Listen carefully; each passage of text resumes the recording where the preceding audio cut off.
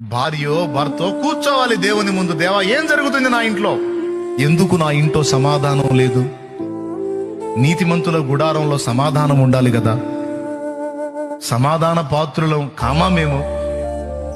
చెప్పు నాయన, నా పాపమా, నా భార్య పాపమా, నా పాపమా, నా భర్త పాపమా? ఏం జరుగుతుంది? కూర్చో. ఉండగలిగితే ఉపవాసం ఉండు. ఉపవాసం ఉండలేకపోతే కనీసం ప్రార్థనన్నా పట్టుదలగా చేయి, గురి కలిగి చేయి.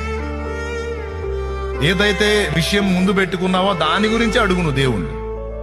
మరి అడగపోయినాక మళ్ళా చంచలం కలిగిస్తాడు వాడు, రకరకాల విషయాలు, వేరే ఆలోచనలు.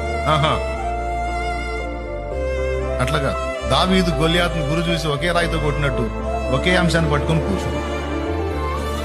దాని సంగతి తేలిందాక ఇంకో అంశానికి పోవద్దు. అర్థమైందని చెప్పింది.